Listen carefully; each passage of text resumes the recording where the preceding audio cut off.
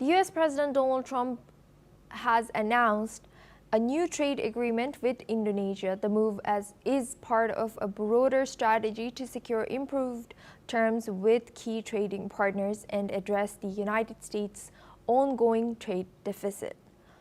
Indonesia's trade volume with the United States reached just under $40 billion in 2024.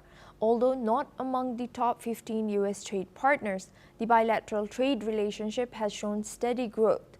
U.S. exports to Indonesia rose by 3.7% in 2024, while imports increased by 4.8%, leaving the U.S. with a trade goods deficit of nearly $18 billion. Meanwhile, Trump also indicated that trade negotiations with India are advancing. He said a potential agreement would grant American businesses greater access to India's vast consumer market. Indian officials have labeled this condition a non-negotiable red line, aimed at protecting both its citizens and millions of small-scale dairy farmers. Here's what the U.S. president had to say. So we made a deal with Indonesia. I spoke to their really great president, very popular, very strong, smart, and we made the deal. We have full access to Indonesia, everything. As you know, Indonesia is very strong on copper, but we have full access to everything. We will pay no tariffs. So they are giving us access into Indonesia, which we never had. That's probably the biggest part of the deal. And the other part is they are going to pay 19%, and we are going to pay nothing. I think it's a good deal for both parties. But we will have full access into Indonesia. And we have a couple of those deals that are going to be announced. India basically is working along that same line. We're going to have access into India. And you have to understand, we had no access into any of these countries. Our people couldn't go in. And now we're getting access because of what we're doing with the tariffs. So they're paying 19%, and we are not paying anything. And they're going to give us full access into Indonesia. Now, Indonesia has some great product, and they also have some very valuable earths and various other materials. One of the things, as you know, they're known for is very high-quality copper, which we'll be using. Now we're joined by guest Emma Long. She's an associate professor in American history and politics at University of East Anglia, as well as Dr. Ajay Dua. He's a former Secretary of Commerce and senior economist, joining us live from New Delhi. Welcome to NewsX World. And Emma, I would like to ask a question starting with you.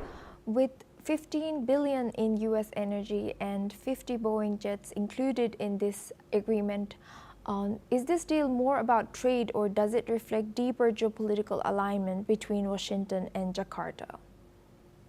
Yeah, I think that's a good question, and thank you for having me on the program. The US trade with Indonesia is a relatively small part of America's international trade, somewhere around 1.5% of its GDP each year.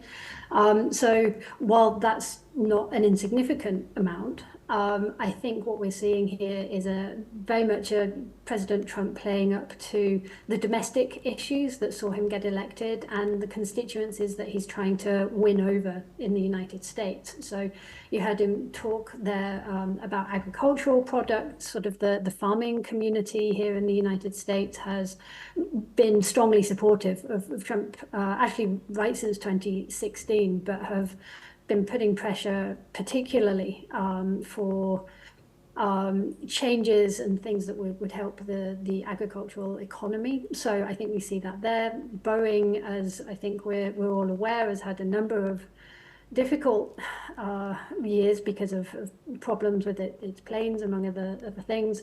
So the emphasis particularly on Boeing airplanes, not just airplanes generally, I think is also sort of interesting for this. And sort of, again, thinking about Trump's rhetoric there, you know, he said repeatedly both about trade with Indonesia, but also with India, we've never had access. Well, of course, that's not actually true. So there's that element of sort of emphasizing what he wants people at home in the US to see as a win for the United States. The win is sort of in the political selling of it. Economically, we wait to see. And I think it's probably also worth saying that, as far as I'm aware, Indonesia has not confirmed the details that Trump has provided. So it may well be that he's claiming a narrative at this precise moment in time that may turn out to be slightly different when we hear from the other side.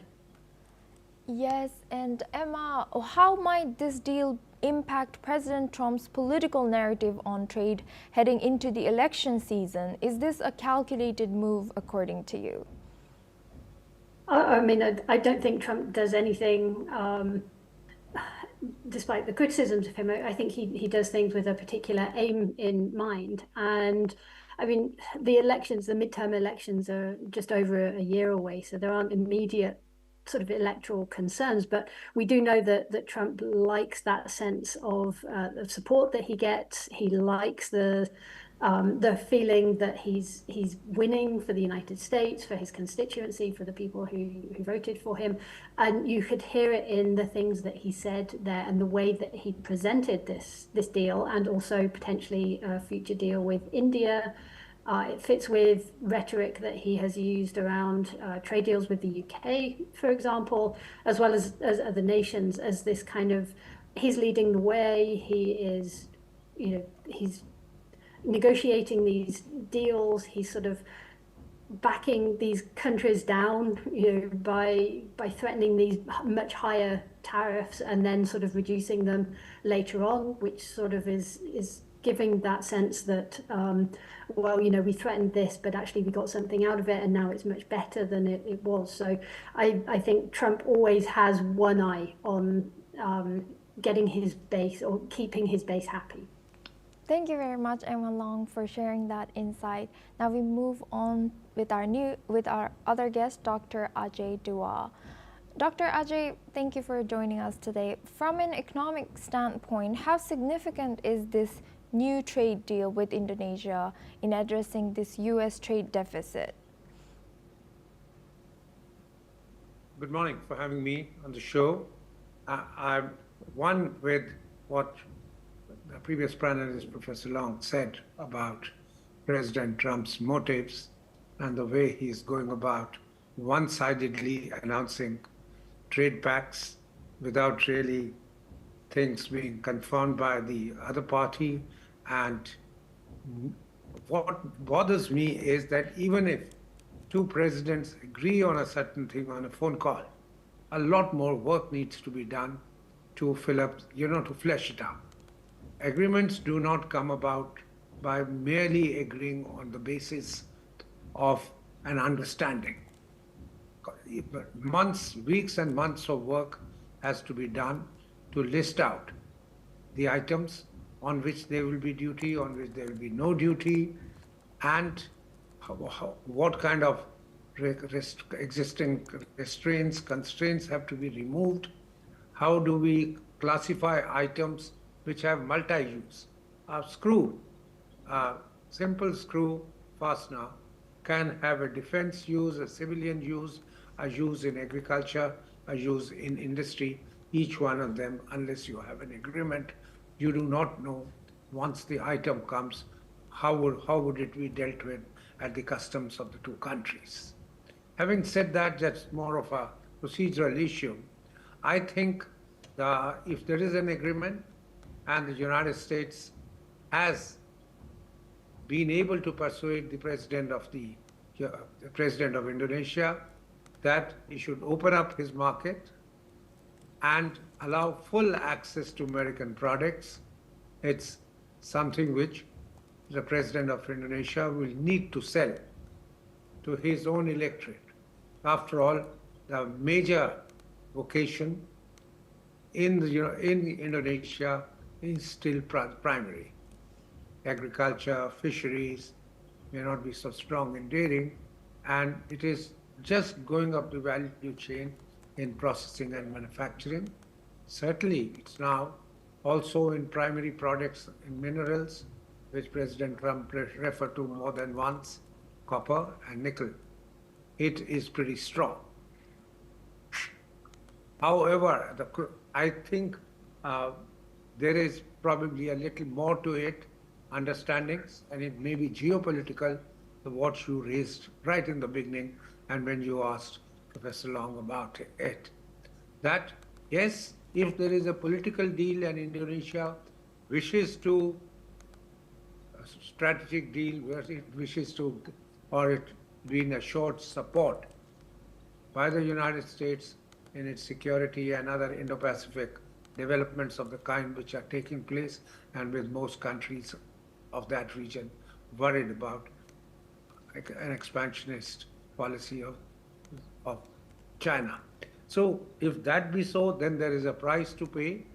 But if it is a straightforward trade deal, as interpreted by President Trump, it might take a little while for it to get into effect and for the details to be worked out.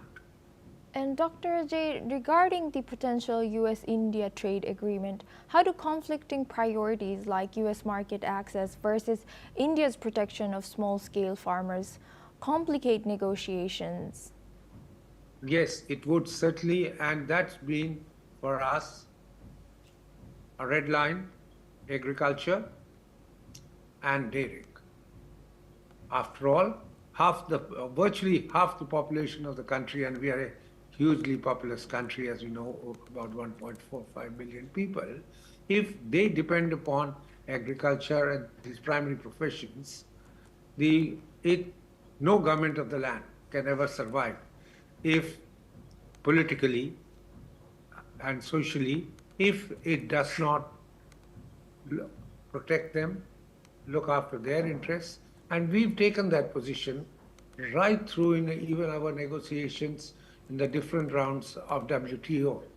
And it's not today's position. Ever since the first round of, well before even the Uruguay round, we had taken that for us.